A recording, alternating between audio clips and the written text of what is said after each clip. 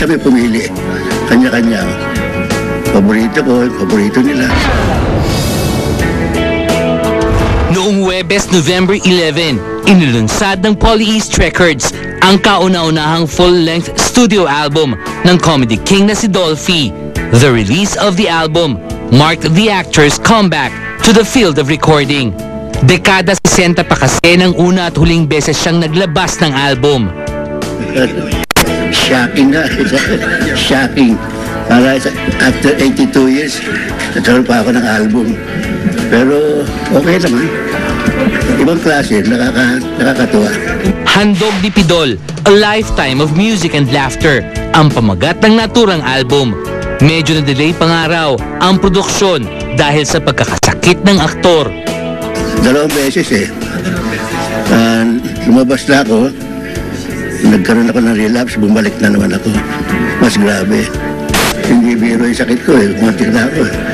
Pero natapos yung awa na Diyos, natapos namin. Malakas pa siya, ha? Maganda yung boses niya sa plaka. And, yun na nga, contrary to all the rumors na siya ay dying na, sa awa ng Diyos ay alive and kicking pa rin. Natatawa na lang si Mang Dolphy sa tila paulit-ulit ngunit mali-mali namang balita tungkol sa di umano'y pagpanaw niya. Ang daming pumapatay sa akin. Ba't nag-aapura kayo? Darating tayo dyan. Maraming years na ako pinatay. Pinatawanan ko, pero of course, siyempre nag-worried ako dahil mga anak sa abroad, tawagan ang tawagan, nag-iiyakan ako minsan. Pero awa naman ng Diyos, nandito pa. Samantala, muling nagpasalamat ang aktor sa iginawad na parangal sa kanya ni Pangulong Noynoy Aquino noong Lunes, ang Order of the Golden Heart. Marami ang umaasa na kikilalanin din siyang national artist very soon. Well, sabi ko nga, kung bibigyan ko ng national artist, kabungaan ko, national arthritis lang natin. Pero okay lang, pero sabi ko, mas hindi ako mabigyan. At least itong natanggap ko, noong Martes eh, ako lang meron, di ba? Ako lang meron na buhay pa. Si Henry.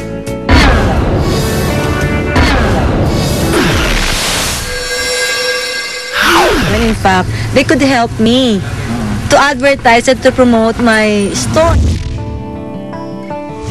Natawa na lang daw si Melissa Mendez kung bakit i-blind item pa siya na naghihirap na kung kaya't pinasok ang pagtitinda.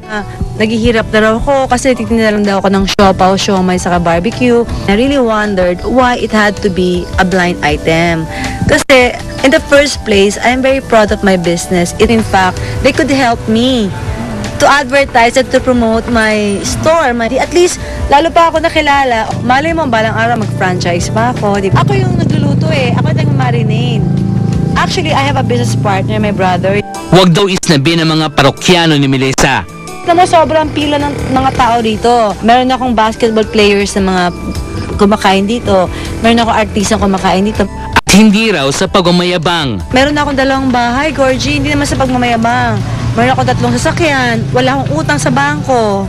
I'm not only an actress, but I also paint. I also write literary works. And at the same time, I sell. I am a businesswoman. Like sa taping ko, sa shooting ko, nagbebenta ako ng mga pabango. Kasi direct importer kami niyan eh. Kaya mura ko lang nabebenta. They get it from mga department stores at mga 6,000. I sell it for 4,000 kasi direct importer kami. Hindi naman ikinakahiyang aminin ni Melissa na tumatawag siya sa mga produksyon para mabigyan ng trabaho.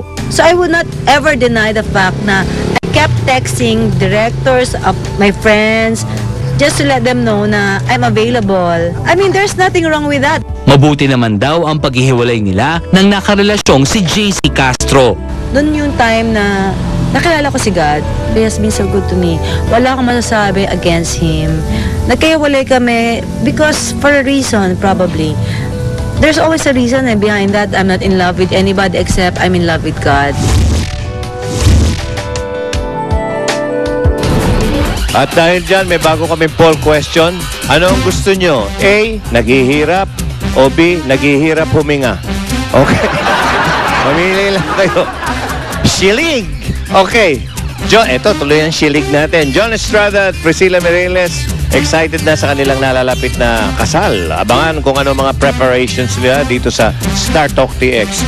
At eto na, dating sexy star na si Katrina Paula, lumantad na, itinangging sabit din siya sa kasong carnapping. Susunod na dito sa Shilig. Walang bading dito. Shilig. Ayon sa mga eksperto, yamado si Manny Pacquiao kay Antonio Margarito. Sa anong paraan tatapusin ni Pacquiao ang laban? Letter A, knockout. B, decision. To vote, just type react space A or B and send to 4627. At kung hindi pa kayo nakakapag-register, just type react space on and send to 4627. O ano? TX na!